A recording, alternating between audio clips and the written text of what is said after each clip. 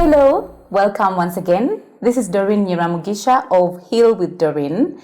I'm very happy to talk to you again. It's been a little bit of a moment, and today I'm not alone. I'm going to be joined with Winnie. She's going to tell you about herself. But hey, thank you so much for the follow, for the comments, for liking Heal with Doreen. The beginning moment has been very supportive and very good. I feel like I'm in conversation with you, okay?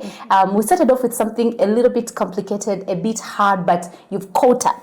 You're amazing and you're going with the flow. So I'm back again to complete the series on healing the mother wound, why it's important for us to heal the mother wound, really what are the stereotypes about the mother wound or us being mothers or being daughters to mothers and being mothers to daughters.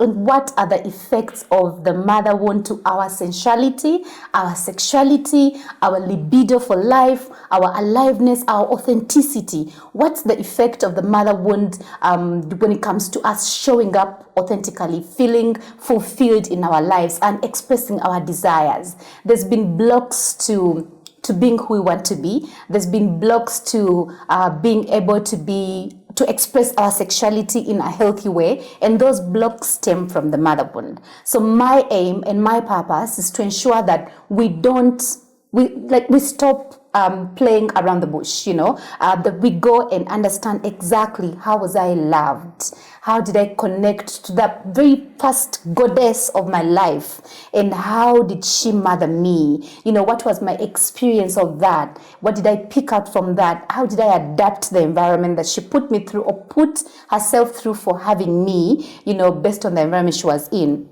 And out of that, we definitely have seen some attachment woundings. We have seen some codependence, among women. And what's key now is we are talking about embodying our divine feminine energy and embodying our divine masculine energy for both men and women. But I find there's a challenge. We cannot be containers of the divine feminine when we already have blocks, when we already have something that is hindering us from being able to experience that, right? So I asked Winnie to join me. Winnie is a wellness enthusiast. Winnie has been doing wellness. She's done it all. She's going to tell us what she's been doing and all that, but I've asked her to join me so we can have this conversation. I and Winnie. So Winnie, thank you so much for joining me. You're most welcome, Doreen. How are you? I'm well, thank you. How are you? Looking beautiful. Thank you. The red sounds like desire and desirability. Oh, I can't wait. For desire and desirability. Oh, yeah. Counting days. Oh, that nice. Thank you for joining me. You're most Really. welcome. Thank you. How long have we known each other? In terms of wellness? Since 2019. Since 2019? Yes. May, to be specific. How did we meet?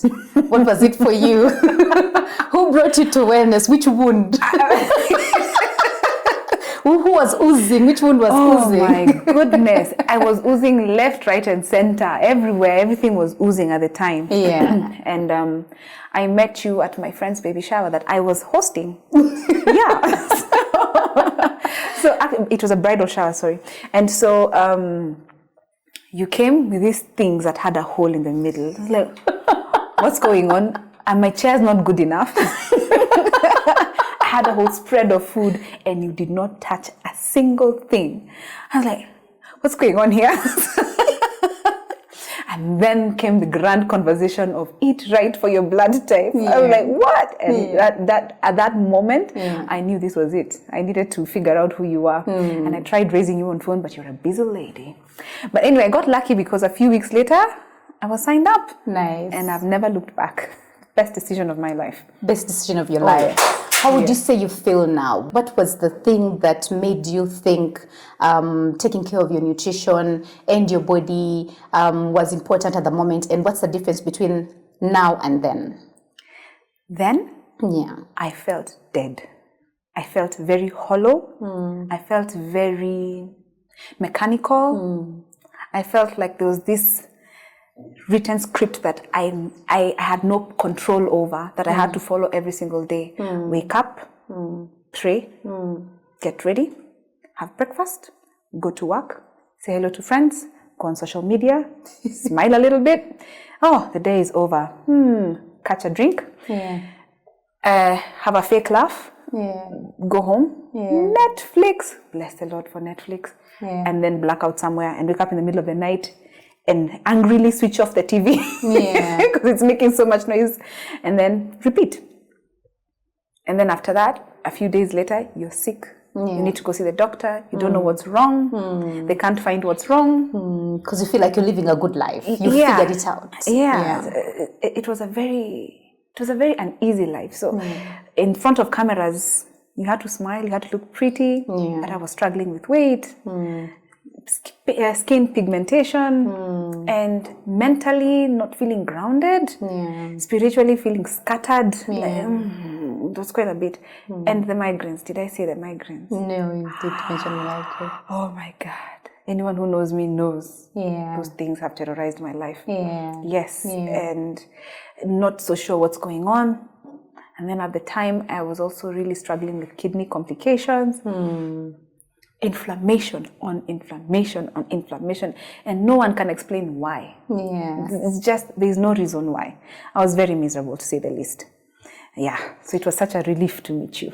Thanks. So you've told us your entry into wellness. I'm going to take you right straight to something. There will be two things I'll talk about. Your nutritional journey, how that works out for you as a mother, how it made you realize that actually that's what makes you tap into your inner mother, you know, as opposed to the external natural mother. But just tell us about you. Who is Winnie? Winnie. Winnie is a mystery. I also don't fully know her yet, and I've learned that it's okay. And in fact, the less I try to figure out too much, in fact, the more fun I take away from the whole experience. So I just go with the flow. Winnie is fun. Winnie loves to laugh. Winnie loves to love. Winnie loves food. Winnie loves good movies, good company. Winnie doesn't like alcohol. I didn't even know that about myself. Can't stand it. Winnie loves to sleep. Winnie loves waking up really early and going to bed really late. She's not so good, but when she falls asleep, believe me, she's asleep for a cool 8 hours. Yes. Winnie, 8 to 5, has found a way of expressing all these mysterious things about herself through music education. Yes, so I've learned how to put in my love to love into something constructive. Yes, so I've enjoyed watching your journey. I've enjoyed watching you come from changing your diet, realizing what inflames your body, and even turning what you'll get to learn from the inflammation into a business. You came around when you were intolerant to gluten, and you know there were so many foods that you had to go off, but instead of cursing your life, instead of hating your life, you celebrated it. You decided, I'm going to help myself and help other people. That's not all. I met you at a time also when you were doubting yourself. You're so talented, but goodness, you had so much doubt and fear about yourself. And I remember going on retreats with you, one being the Lamu retreat, and you came out of that retreat a very different woman. You know, I think that same year, that was last year, you had so many concerts. I attended so many of your concerts, and I was happy to see you give your voice so much strength. Then I've seen your mother journey. You know, you've conceived through wellness, a bouncing, beautiful baby boy, but also the type of mother in you has transformed. The kind of mother you were to yourself before you had a baby, the kind of mother you are to your baby. I've seen that transformation, you know. So I'm talking about the mother wound. And not that I'm talking about the mother wound in terms of mothers. I'm talking about the mother wound and how it's affecting women from fulfilling their lives, finding themselves, and being able to live their highest potential without knowing it's one of the sabotages, right? Mothers have had to sacrifice a lot. In the process of healing the mother wound, we need to recognize the sacrifice and the rage that came with our mothers mothering us in a patriarchal society. What that meant is that they didn't have enough space for them to be able to go and express the rage. But what was the rage? the rage of being expected to be the kind of mothers they needed to be then. You know, like all mothers are loving all the time, all mothers are nurturing all the time, you know, all mothers have to have it together, look pretty, be sexually active, keep their marriages together, and have a good education. You know, like they were expected to be everything. All mothers need to be able to love their daughters. You know, they were not expected to be unloving at all. And the kind of sacrifice they had to put in to be the kind of mothers to us, you know, the kind of husbands they had. Every home had its own story, but the biggest stories are they were unavailable emotionally. Yeah. Right? Yeah. They were not available to themselves emotionally. So out of that, we didn't learn how to take care of our bodies properly. Out of that, there was not enough soothing for us. Out of that, we didn't get enough validation. We didn't get to learn who we really are, what our values are. You know, we had to, you know, like they were just giving us breadcrumbs a little bit because they were not able to take care of themselves. Out of that, we didn't pick our autonomy, you know, up properly. Our sense of worth, you know, didn't come through that very well. And yet they were sacrificing. They had enough of us, or many of us, or they would have to put up with some other woman that they didn't know. Each home had its own challenges, either drunkenness or an unavailable husband, or, you know, but they had to be the ones that are there for their children. So their kind of sacrifice, the effect it has on the daughters is that daughters are continuing to sacrifice themselves just like their mothers to make their wound legit, to make their sacrifice worth it. Because mothers are looking for that validation. Our mothers are looking for the validation that I was a perfect mom. I did all that for you, you know. And so let's see if you can even do it better than me. There's that background kind of like manipulation to be able to be that kind of mother as well and sacrifice. How do I see that? Or how do you get to feel that we are continuing the sacrificial element that we observed from our mothers out of fear of rejection? Because we subconsciously feel or think that if we don't sacrifice like our mothers or like society expects us to, in some way we are going to be rejecting our mothers, you know, making it look like what they did wasn't mothering itself. You know, 1, 2, they also didn't have spaces of rage. Our mothers didn't have safe places to go and talk about how hard it is to be the kind of mothers they were, and not experience gaslighting, you know. So they have anger they've not dealt with, but they're projecting it on their daughters in manipulative ways. God knows there's so many daughters who can't talk about how they're being manipulated by their mothers because it's taboo to it. You know, we can't talk about it, and we can't talk about it and still feel loved by our mothers or even our families. So it's continuing, but the effects are messing up relationships. The effects are messing up how women show up sexually. There's now the feminine shame that we are dealing with, guilt, fear, you know, and then now there's that bit of anger. So it brings me to the same space. We want to heal our femininity. We want to show up as the best feminine that we can and also hold space for our masculine, right? We want to heal the attachment wounding that comes from that and the codependence that comes from that. If you had to think about it, how would you say the mother wound showed up for you? When did you feel you needed to deal with this? You know, like I can't continue the taboo element about the mother wound. Was there a point when on your wellness journey you realized, okay, fine, I've dealt with my nutrition. Now I need to deal with the emotional and social, and there's a mother wound? Yes. I felt it. And it came unexpectedly. And I remember, I think, you know, when you deal with one, you always tell us we are onions. So you keep removing one layer after layer.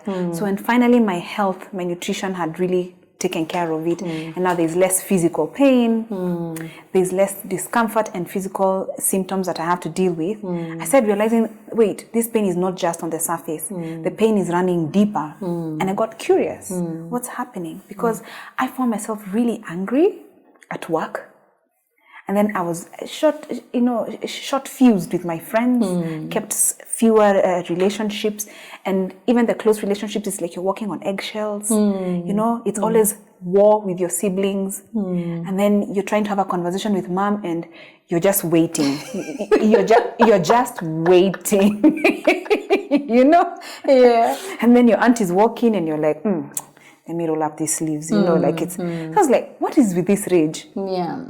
What's happening? Why am I such a prickly pear? So I started asking my friends how they would describe me, and most of them were like, "Hey, you're a porcupine, my friend. You don't even know when you're going to release those spikes, And then they tell you that you're very snobbish. So I'm like, but that's not who I believe I am. So what's going on? Yeah. What's this? It's like I'm wearing a mask. What people see is different from what you exactly. Internally, you have a different experience of yourself. Yes. But then people are experiencing you differently. Completely. Yeah. But it takes awareness to even accept that this is what people see, because there's the element of being defensive and then throwing it back to the people. Yes. I like the flow of that. I only accepted it when it said affecting my money flow. Tell me about that one. Clients started leaving me. Yeah. Yeah, and they're like, you know what, you're too strict. Yeah. You're too feisty. You're unpredictable emotionally. I don't know when you're going to snap. The same behavior that worked in our last lesson is not going to work in my next lesson. I don't know when it's ever going to work. Yeah. My colleagues don't want to work with me. I had a high turnover of humans at work. And it reflected in my checkbook. Yeah. And my bank account was really upset. And I'm like, oh, these things are not working. I have to address this. I need to figure it out. So you're talking about how the mother wound actually shows up in the money wounds. Tell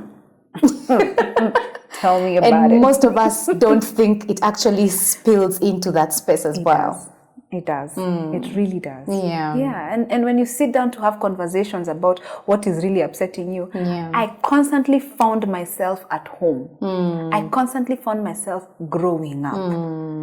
And I realized, especially after having multiple conversations and sessions, is that because I was young then, I didn't have the defenses, I didn't even have the knowledge on what to do and how to handle myself then. And so the body keeps a score. Yeah. And the child in me was coming to pay back, they needed payback. They're like, hey, you owe me. Yeah. So it's time to pay up. Yeah, and I didn't have any tools. I didn't even know how to handle it. So I was just going with the flow, rolling with the punches, and making a hot mess. Finding myself in terrible relationships, both personally and on a social level. Contracts at work. Yeah, that's interesting. When we're talking about the mother wound, we actually get to realize that sometimes we get lazy to deal with it because of the effort it's going to take, but also the relationships we are going to be able to get to end. Because the moment we start healing certain relationships, we get to realize there were wound resonance. Yes. Like we attracted a wound. There was a wound in us that was attracting another one. And so when you start healing this wound, but then there's the challenge of women not like really valuing relationships so much that they don't want to not be loved. So they stay small in small relationships. How did you get the courage to be able to heal yourself? And also, was there a point where you felt like it's going to now ruffle the feathers with your mother, the actual mother? How when you started healing and realized you need to start showing up different with her and your sisters, what was the complication? First, I was never going to do it. It's too much work. Yeah. It's too dirty. It's too ugly. And it has no space for lies and dishonesty. You've got to be the truth. The dirty, the ugly, the really stinky, you just have to face it. Yes. So the original plan was to steer clear. But unfortunately, the migraines that I had gotten rid of through nutrition showed up. And I actually saw a neurosurgeon. Yeah. And the neurosurgeon put me through so many tests. They told me, my friend, you have what we call psychosomatic headaches. Psychosomatic headaches. Yes. That means you're not handling your emotions very well. You have zero capacity. You're still suppressing them. Yes. Yeah. It took almost depleting my insurance cover to be told that you have to go deal with your mother wound. I was really not happy with that. And they told me that the medication that you need to control those headaches is 50,000 a jab. Now I was getting almost 5 migraines a month. I'm like, surely, where is this money being planted so that I can get this thing? I think it's cheaper if I start dealing with these things. Yeah. So I had to. Yeah. And when I looked at the situation, oh man, I had to face my mom. I had to face my sisters. Yeah. I had to face my very absent dad. Yeah. I had to face relatives who raised me. I had to face my teachers, and I had to face all these. And I'm like, I cannot believe it. But the one person who scared me completely was my mother. Facing her was the toughest. In fact, for the longest time, I did the work with everyone but her. Yeah. I remember, I used to think of that, the No One But You. I don't know if you remember that. Yeah, I do. Yeah, I was like, hey, I'm not going to address mom, because there was this fear of approaching her and telling her my truth. But the migraines were going to ruin me, and I was getting broker because I was not managing myself very well at work. So my money was not going to stay with me. True. Yeah. So yes, I had to sit with her, and I didn't do it one day. I did the cat and mouse thing. You make sure your exit plan is set. Then you throw one. Hey, you don't even know if it hit. You're out. And I had so many of those until I built the capacity to be able to. And at first she was wondering, what's the chaos with this child? I even said, I'm never going to talk to my mom. I'm done. Because that's the thing. Mothers do not think that their unavailability, their emotional unavailability affected us at a very deep level, to a point of daughters having to go and do therapy to have functional, fulfilling relationships. You know, they just think that just get married, get into a relationship, have children, suffer like I did. We shall say that's motherhood. We shall say that's marriage. You know, and yet we are the generation that is saying no. And God shall save you. God shall help you. Exactly. Go in with God. You know. But then we are saying, I want to feel intimacy. I want to sit with it. You know. I want to sit with the intimacy of having a child. I want to sit with the intimacy of having a partner. I want to sit with the intimacy of having a Winnie as a friend, you know. I don't want to be surviving my relationships, looking for how do I survive this moment? How do I survive this moment, you know? I want to be able to come to my mama and tell her this and that, you know. So they don't think that there was such huge damage. Now there's the challenge of you go and tell them that I love you, I appreciate what you did, I honestly see the sacrifice you went through, but I suffered watching you go through what you went through. Just even watching them go through what they had to go through was painful to us as children, you know. And then we tell them that for me to start healing and stop projecting it on the next generation, I need to deal with it. You know, I need you to be able to be aware that I may not be able to do A, B, C, D anymore. No. Did you experience any challenge with how you expressed that to your mom? Yes, of course. Yeah. Because she could not understand where on earth I was coming from. Yeah. But I went to her at a point where my dating life was crisis. It was so bad. It was really bad. And I was going to her to tell her, Mom, I'm going to settle, because if this is a chaos, I better start now so that I can have a head start. So that's where I went. Yeah. And my mom told me, please look around. Do you see a successful marriage in this house? I was like, no. That's because I do not have that experience. But I sacrificed my everything so that you can have a better life. That's the thing. She I wants educated validation you. for it. Yeah. I educated you to this level so that you can afford to go find that information that you need out there. So me, don't ask me. Go out there and find it. Okay. So she sent me back out. In that moment, I was angry. I felt rejected. I felt unwanted. And I felt like she just legit called me crazy. But as I healed, I realized, honestly speaking, at that point, that's the best she could give me. Wow. And I had to let it go, because if I clung onto that, I was going to destroy the very relationship that I wanted to build. And many years later, I learned that, honestly speaking, she didn't even know she was hurting. She didn't even know she had the mother wound.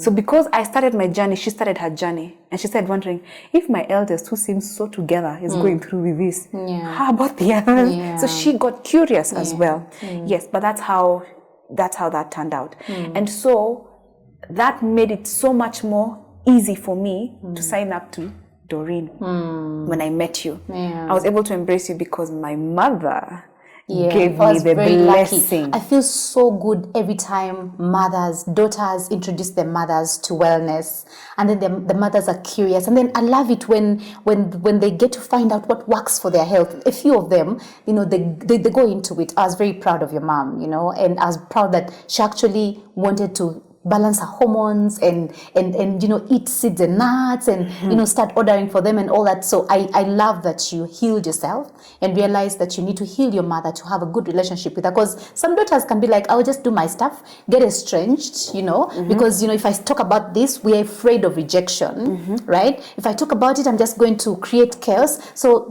estrange myself, go and do my things. But it takes bravery to take it back to the mother. It makes it much more easy.